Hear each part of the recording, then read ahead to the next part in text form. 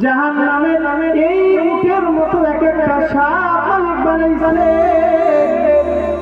এই সাপ যদি একবার কাউকে কামড় দেয়, নবী বলেন 40 বছর পর্যন্ত বিষের যে ক্রিয়া অর্থাৎ যন্ত্রণা 40 বছর পর্যন্ত বান্দা অনুভব করবে। আলহামদুলিল্লাহ, আমি যে কোরআনের আয়াত তেলাওয়াত করেছি সূরা তাহরিমের 6 নম্বর আয়াত, আল্লাহ তাআলা মুমিন ব্যক্তিদেরকে সম্বোধন করে বলছে যারা এক আল্লাহর একত্ববাদে বিশ্বাসী, আল্লাহর উপর ঈমান আনয়ন করেছে, আল্লাহ তাআলা তাদেরকে সম্বোধন করে বলছেন ইয়া আইয়ুহাল্লাযীনা আমানু কু আনফুসাকুম ওয়া আহলিকুম নার। আল্লাহ তাআলা ইমানদার বান্দাদেরকে বলছেন, ও ইমানদার বান্দা, কু আনফুসাকুম ওয়া আহলিকুম নার। বান্দা, তুমি নিজেকে এবং তোমার পরিবার, তোমার অধীনস্থ আহার যারা রয়েছে তাদেরকে জাহান্নামের আগুন থেকে বাঁচাও। আল্লাহর বড় মায়া, আল্লাহর বড় দয়া, আল্লাহ জমিনে মানুষ বানাইছে। আল্লাহ তাআলা মানুষকে পরীক্ষার জন্য দুনিয়াতে পাঠাইলেন। যে মানুষগুলো দুনিয়াতে পরীক্ষা দিয়ে সফলতা অর্জন করে আখিরাতে ফিরবে, সেই মানুষগুলোকে রব্বে কারীম অভ্যর্থনার জন্য জান্নাত বানায় রাখবে। আল্লাহ যে বান্দাগুলো আল্লাহর নাফরমানি করে জীবনের সময়গুলো ব্যয় করে দিবে, আল্লাহর কথা অনুযায়ী না চলার কারণে, আল্লাহর তাআলাকে দাঁড়িয়ে তোয়াত না করার কারণে ওই মানুষগুলোর উপরে আল্লাহ বড় রাগান্বিত। ওই মানুষগুলোকে শাস্তি দেওয়ার জন্য মালিক ভয়ঙ্কর জাহান্নাম বানাইছে। আল্লাহর বড় দয়া, আল্লাহর বড় মায়া, যার কারণে আল্লাহ দুনিয়ার মানুষগুলোর কাছে ওহী প্রেরণ করেছেন, যাদেরকে রাসূল মনোনীত করেছে। ও আমার রাসূলগণ, আপনারা জানায় দেন, দুনিয়ার মানুষগুলো যদি এক আল্লাহয় বিশ্বাসী না হয়, দুনিয়ার মানুষগুলো যদি আমি আল্লাহ দেখার পথে অবিচল না থাকে, তবে জাহান্নাম নামক এমন এক শাস্তির জায়গা আমি বানাইছি, তার মধ্যে এমন শাস্তির ব্যবস্থা করে রাখছি, দুনিয়ার কোন মানুষের সেই শাস্তি সহ্য করার ক্ষমতা নাই। তো জাহান্নাম আসলে এমন এক ভয়ঙ্কর জায়গা, এমন এক শাস্তি দেওয়ার জায়গা, যার উপমা পৃথিবীতে দেওয়ার মতো কোন জিনিস নেই। সাধারণত আমরা যদি আয়না ঘরের কথা শুনি, তাও অনেকের শরীরের লোম দাঁড়িয়ে যায়। আয়না ঘরের নির্যাতন আর যে কষ্টের কথা যখন আমরা শুনি, আমরা নিজেরাই মুখে বলি, আর কি পরিমাণ অত্যাচার মানুষগুলোর উপরে না হয়েছে। কিন্তু একবারও নিজে চিন্তা করি না, আল্লাহ পাক তো আমাদেরকে সতর্ক করেছেন, আল্লাহ পাক আমাদেরকে বারবার সতর্ক করেছেন, জাহান্নাম থেকে নিজেকে বাঁচাও, তোমার অধীনস্থ যারা রয়েছে, ছেলে মেয়ে স্ত্রী যারাই আছে, তাদেরকেও জাহান্নামের আগুন থেকে বাঁচাও।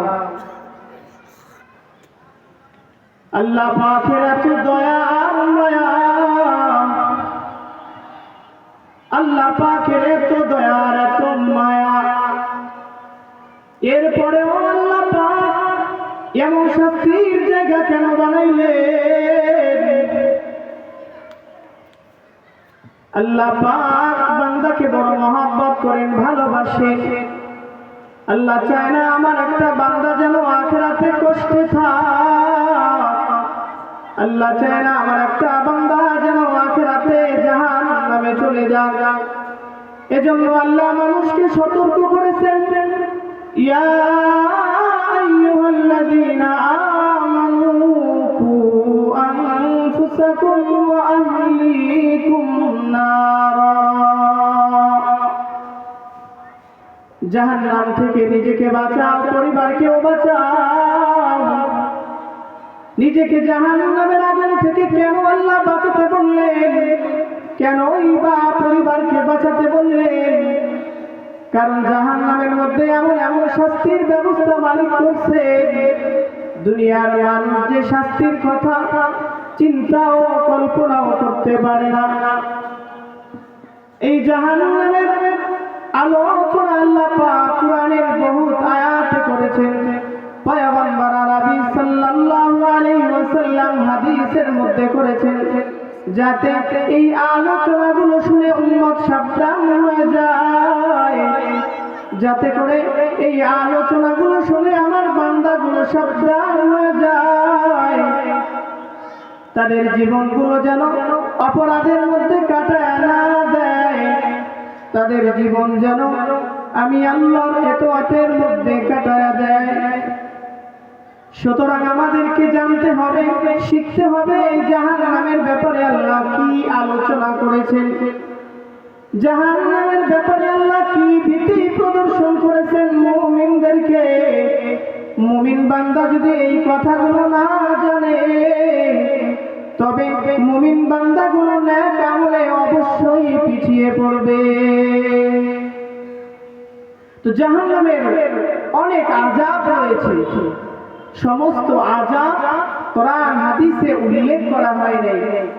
আমরা সাধারণ মানুষ জাহান্নামের যে বিভীষিকা, জাহান্নামের যে ভয়ঙ্কর শাস্তিগুলো, এগুলো যদি সমস্ত আলোচনাগুলো যদি আল্লাহ পাক কোরআনে বলে দিতেন, তবে আমাদের এই মেধায় এই শাস্তির ভয়াবহতা কখনোই চিন্তাই করতে পারতাম না।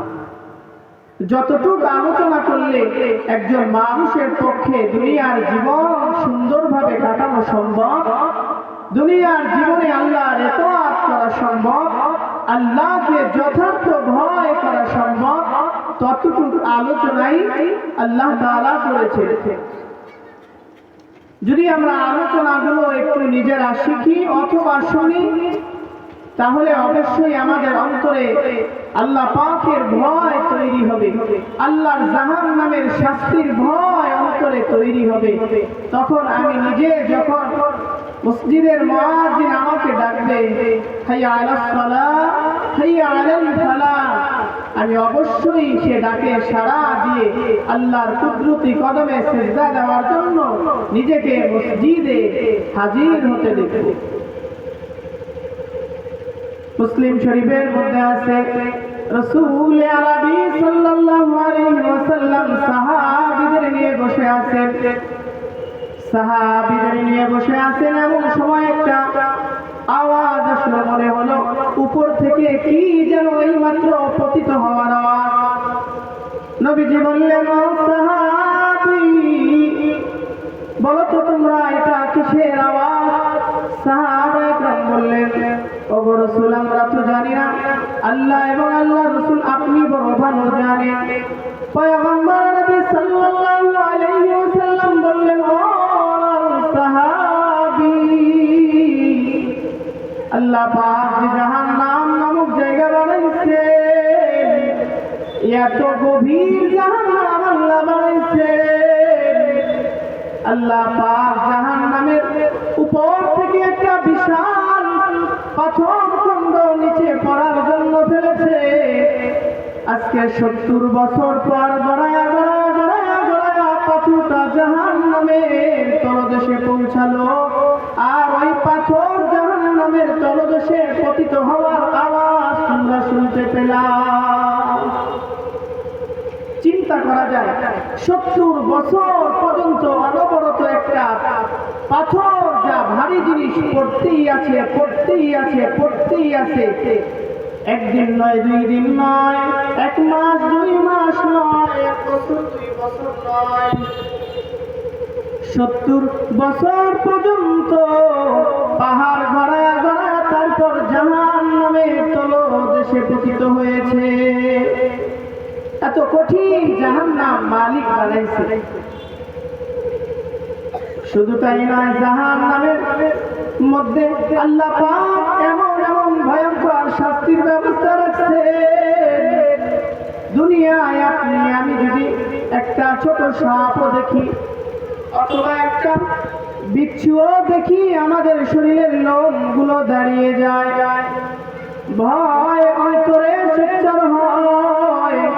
ভয়ের কারণে কেউ বা কিং কর্তব্য বিমুখ হয়ে যায়। কি করব বুঝেই উঠতে পারি না।